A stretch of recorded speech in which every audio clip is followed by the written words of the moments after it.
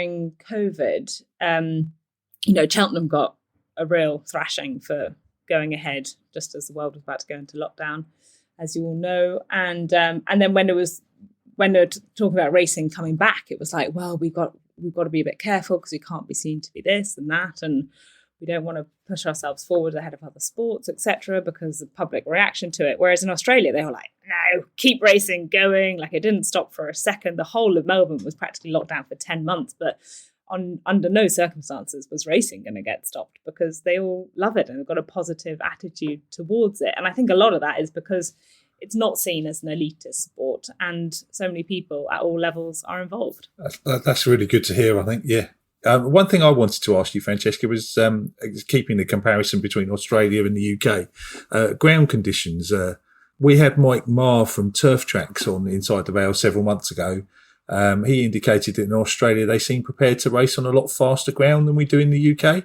I'm kind of interested in that, especially given some of the reasons provided for horses not running in the UK recently.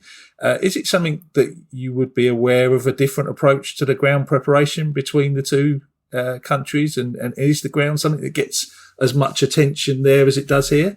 Attention, definitely. There's a lot of chat about the ground, and you even have to get 3 or 4 races in on a race day in Australia, and they start going, the rail's off, or the inside of the track, that there's a golden highway up the inside, etc. So there's a lot of attention on how the track's prepared. And I remember a period with the previous ground track manager at Flemington in Australia used to get it in the neck massively, because you've got 4 days over a week of racing with 10 races on each day. He'd be trying to kind of do the right thing by moving the rail or watering a section of the track to even it up to another section, and then he'd just get massive abuse for it, because it's very punting orientated, and people are pretty quick to jump on what they perceive as a bias or a trend. So yeah, massive attention. You talk about firmer ground and the comparison with horses here not running recently. I mean, I think there's a big difference between flat racing and jump racing, because obviously when you're putting a horse over an obstacle, you've got 500-600 kilos going down into very spindly front legs over an obstacle, which is going to put a lot more pressure on it. So that's slightly comparing apples and oranges. But on the flat, they do tend to race on faster ground, mainly because, it's a hotter country, isn't it? So we naturally would have slightly softer conditions because we've got less sun, less evaporation, more rain. I'm a fan of letting the weather do its thing to an extent. You'll have some horses that are suited to firm ground, some suited to softer ground.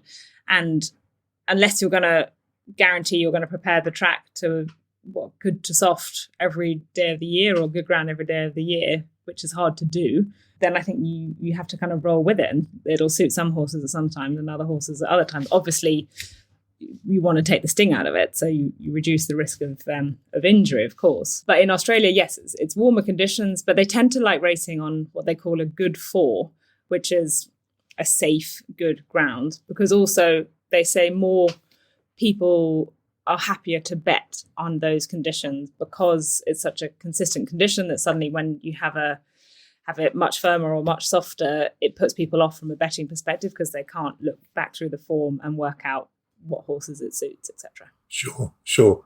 And Simon and I mentioned earlier in the podcast that there does seem to be fewer European raiders heading over for the Melbourne Cup the last year or two. Is that something that's been noticed in Australia, and does that sort of reduced international competition cause any concern for those involved in putting those big races on? It's a good question.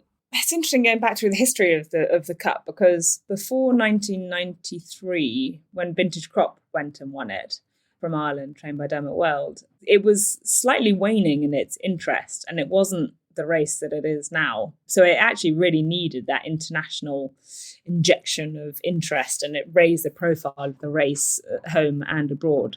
So that was a big deal. And then over the years, more and more international horses were going, to the point that you had pretty much half the field, if not more, being international horses, which in my opinion was a good thing for the race, and it definitely had a lot more international interest as a result. However, especially when there were quite a few foreign winners, the locals got a little bit upset about it and started saying we need to restrict them, we need to do this and that, put up their weights, etc. A couple of years ago, they brought in stricter veterinary measures around all runners really in the Cup, but also on the international raiders, because unfortunately there had been quite a bad rate of injuries, mostly from the international raiders.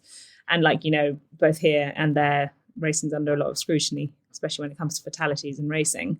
So they had to do something, and they would put in some pretty stringent measures, which definitely put off quite a lot of people from, either subjecting their horses to those measures or knowing that they probably wouldn't pass. So being put off from going. And then if you look, the horses this year, for example, Dover Legend, who went, he was owned by an Australian, and without a fight has stayed there to race now in the Freedman stable. So that's what we're going to see more and more of, horses that have actually already been bought or will be bought by Australian connections that will go race and stay there. And I kind of think, does it cause concern for them putting on the race?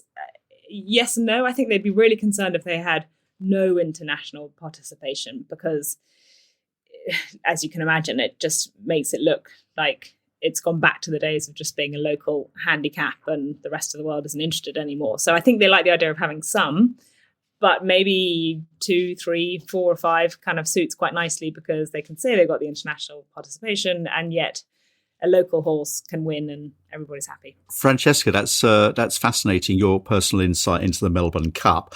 Now, we're coming to the end of the interview.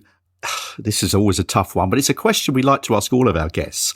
If there were 3 things, and only 3 things, please, 3 things that you could change for the better in British racing, what would they be? You say only 3 things, but I'm going to make this even easier. I'm going to say one thing. Okay, fine. One thing I would change that would have a massive knock-on effect throughout the whole industry, and I think you probably know what I'm going to say. Go on. Prize money. Prize money, yeah. Has to. Every single guest has said that, and that speaks volumes, doesn't it, really? But I mean, it's so obvious, isn't it? Like, it would change so much for the better in all aspects. And I think tinkering with prize money here and there and trying to get a bit more from there and a bit more from there, it's just no. Like, it needs to be a massive overhaul. I mean, I think a tote monopoly system is probably not possible.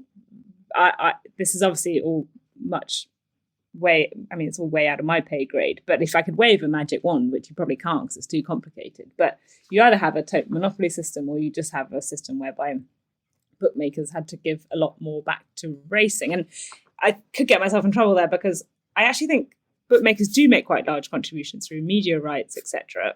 Although obviously I'm sure there's scope for more. But I think more recently the problem's been that it's got stuck with the race courses. And I think I heard the other day that Whirlpool now, which has come in, I think it gave £1 million to each race course that held Whirlpool events last year.